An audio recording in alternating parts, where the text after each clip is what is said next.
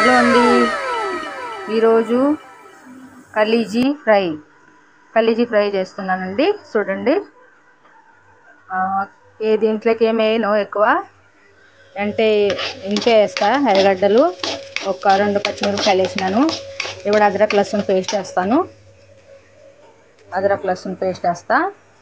మళ్ళీ చాలా అంటే ఏం వేసేయలేదు దీనికి, ఉత్త ఫ్రై చేసుకున్నాను ఈరోజు. స్పెషల్గా అంటే ఏం లేదు, చక్కనా మాదిరిగా చేసుకున్నా ఈరోజు. అందుకే ఇది 1/4 కేజీ తీసుకున్నాను. 1/4 కేజీతో చేస్తున్నాను. చూపెడతానండి ఎట్లా చేస్తాను. క్లీన్ చేసినాను. ఇవి కొంచెము సన్నగా కోసినాను. ఇప్పుడు దీని తర్వాత తీసేసి ఇందులోకి వేస్తూ ఉండేది. వేసి ఇంకా కొంచెం అంతా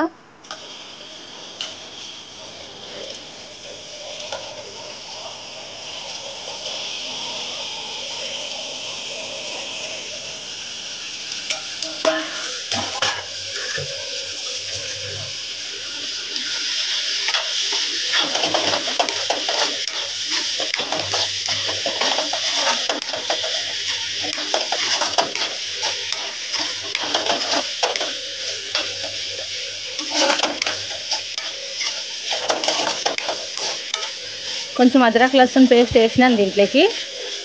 దీని తర్వాత ఇవి అయితే బాగా ఇందులో ఇవి కావాలా.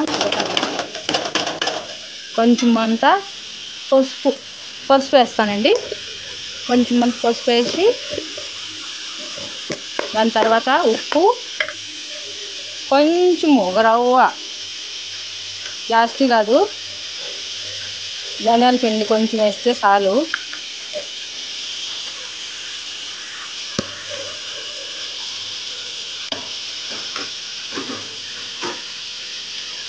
ఉప్పు,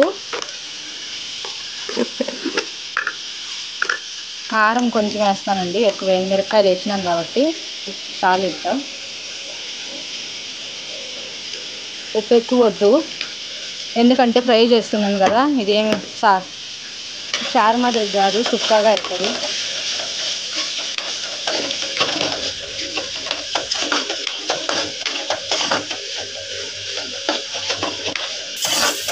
స్లోలో పెడితే కన కింద మాడదు. స్లోలో పెడితే కన ఇందులో ఖాళీ వేయాల్సిండేది. ఇప్పుడు కొంచెం కారం వేసినామంటే అయిపోయి. మూసి పెట్టేసినామంటే అది చిన్నగా స్లో కింద ఉడుకుతుంది.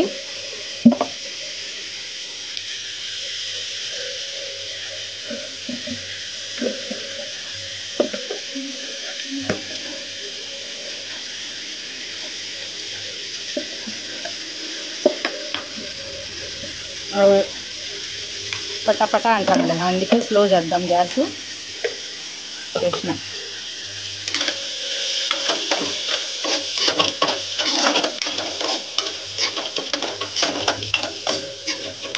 షేర్ చేయండి, వేరే వాళ్ళకి కమెంట్ చేయండి.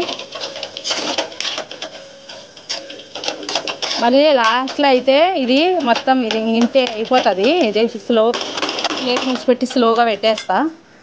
మళ్ళీ వచ్చి లాస్ట్లో కొత్తిమీర, పుదీనా కొంచెం వేసుకుంటే చాలా అయిపోతుంది. అది చూపెడతాను. అయిపోయిందండి, మొత్తం బాగా ఉడికినది. ఎక్కువ ఏం కాదు, స్లోలో పెట్టినాను కాబట్టి అంతా ఉడికిపోయినది. ఇప్పుడు పైన ఇట్లా కొత్తిమీర కూడా దీంట్లో, పుదీనా కూడా వేసినాను. మళ్ళీ లాస్ట్లో అయితే నిమ్మకాయ కూడా కావాలంటే నిమ్మకాయ తీసుకొని, నిమ్మకాయ రసం కొంచెం పిండుకొని, ఎర్రగడ్డలు కూడా కోసుకొని ఇట్లా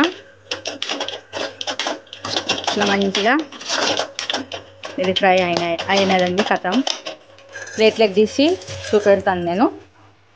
ఫైనల్లీ అంతా రెడీ చేసినానండి. చూడండి ఇట్లా. ఇది ఇక్కడ బొంబాయి కల్లా దోసకాయ, అది సన్నది ఉంటుంది, తెల్లగా ఉంటుంది. ఇవి ఎర్రగడ్డలు, ఇది నిమ్మకాయ.